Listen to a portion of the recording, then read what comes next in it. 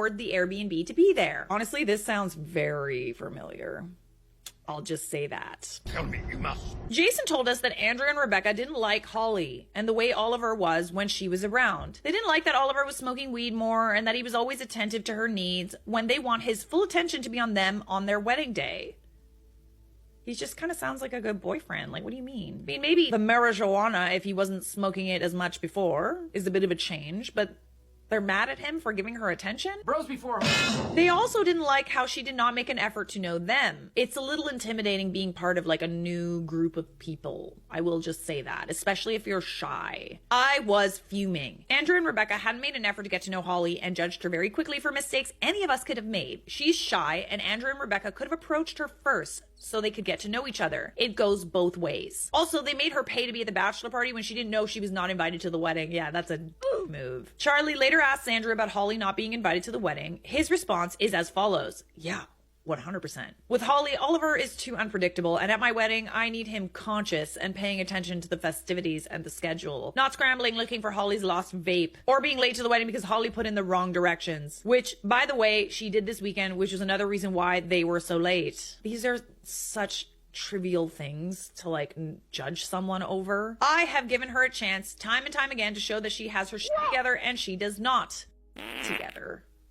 Like, don't exclude people for reasons like this. Exclude people because they do you wrong, that they do something genuinely mean to you. If this was a game of beer die, then yeah, I'm fine with Holly, not at my wedding. Think about it. They've literally forgot to bring ID twice now to events. Once at Jason's birthday party and this past weekend. Also in mind, Holly opened the door for division at the bachelor party, which was the final straw for me. She was obviously unaware of the context of the situation and consistently isolated herself from the group. Didn't you guys try to play games with them and they said no? After hearing of her disapproval from several party members, half the party members tried to keep her included by talking with her and spending time. So Holly's isolationism drew the group consistently away from where Rebecca and I were physically at times. It felt like some of us didn't even want to be with Rebecca and me. Not sure if that's Holly's fault. Think about it. This was our wedding party. Literally the friends we love most in our lives. Why the hell would we want there to be cliques? Cliques. I don't know, man. It kind of just sounds like your friends are actually considerate and noticed that she felt uncomfortable and they went over there to try and include her,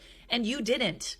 Oliver's acceptance of being a groomsman in my wedding predates his relationship with Holly. I've been more than courteous to have her invited to the festivities that I have, but certainly have no obligation to invite her to my wedding. No, you don't, but I mean, kind of sounds like you're being a bit of a butthead, eh? I was shocked when I heard this because Andrew seemed kind and easygoing. I had no idea he had these feelings or was able to be this mean. After receiving this message from Andrew, Charlie told Oliver that Andrew and Rebecca were going to tell him Holly was not invited to the wedding. I feel like he's going to not like that very much. He did not want Oliver to be blindsided by the news. Eventually, Andrew and Rebecca met with Oliver and told him Holly wasn't invited. They told him it was due to a venue capacity issue. What? Come on, let's be at least honest about why we don't want people at our weddings. They doubled down on the lie a few days later when Oliver asked about it. After that happened, Holly reached out and asked why and if I knew anything. I sent her exactly what Andrew said to Charlie. After seeing this and showing Oliver decided to drop out of the wedding altogether. Good. But he did let Andrew and Rebecca know that I told him what was actually said about them behind their backs. Andrew and Rebecca were furious with me.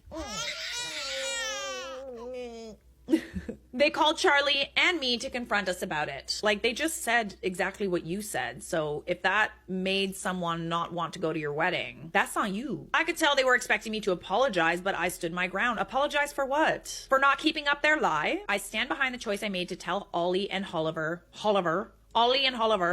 the truth about how Andrew and Rebecca were treating them and what the actual situation was. I completely disagree with the way Andrew and Rebecca were acting and handling the situation and told them that. They ended up hanging up on us because Rebecca got so worked up. Andrew texted Charlie later saying I was no longer invited to the wedding. I told Charlie Andrew needs to come to me and tell me properly that I'm not invited. Otherwise, I will be showing up.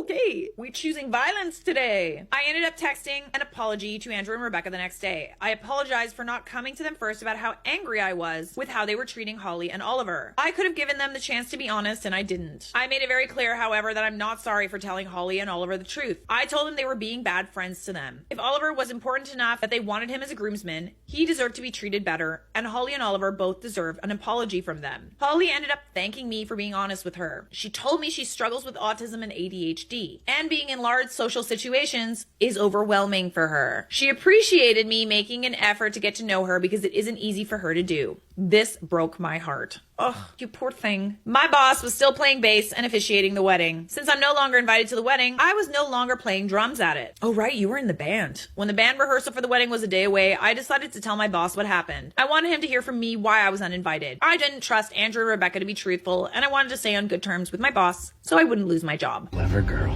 After speaking to me, my boss reached out to Andrew and Rebecca to get their side. Later, he told me he was hoping there was a piece of the story I was missing. He was really hoping there was something Holly had done to validate the way that Andrew and Rebecca were treating her. There wasn't. And my boss ended up dropping out of the wedding as well. Wow. So you not only got yourself uninvited, you pretty much got a lot of people to drop out of this wedding. My boss's daughter also struggles with autism. Hey, there you go. And he says he could not stand in front of a crowd of people and say nice things about Andrew and Rebecca when they would treat someone with a disability like this. Andrew later texted Oliver and asked if Holly had autism and claimed that I was weaponizing my coworkers against him. Okay, well, I mean, maybe he didn't know, but at the same time, you still ostracized a person because they were shy and nervous around you. With me uninvited and my boss, Oliver, dropping out, Andrew and Rebecca were down to a drummer, groomsman, bass player, and officiant less than 2 weeks before their wedding day. Charlie ended up going to the wedding. I knew if he didn't, his friendships with Oliver and Jason would not be the same. Oliver understood, and the three of them are still friends today. Oliver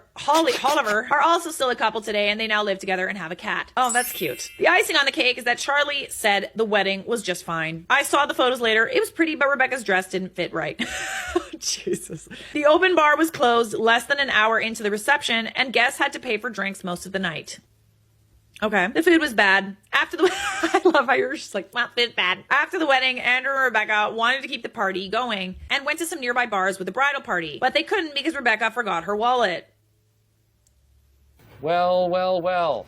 Oh my God, that is so funny. And if that isn't the perfect ending, I don't know what is. No, that pretty much, couldn't have ended better, in my opinion. Good for you for sticking to your guns and for sticking up for someone who, you could have just as easily gone with the crowd and not gotten involved. But, it makes me really happy that you stuck up for her. Any new girlfriend that's introduced into a group or introduced to, parents and family, it's a really nerve-wracking situation. I've found that most of the time it was the women that made me feel unwelcome. 3 years later, things are better now. Right? Because I stuck around, obviously. But there was definitely that period of who's she? Hi. It's my thing to if I see someone alone at a party, I will totally do this. I will totally go and chat them up, see how they're doing. Because I've been that person at a party. You never know what somebody's going through. And if you just kind of show them that not everybody's a bitch, it's the nice thing to do. This has been Sailor Potato.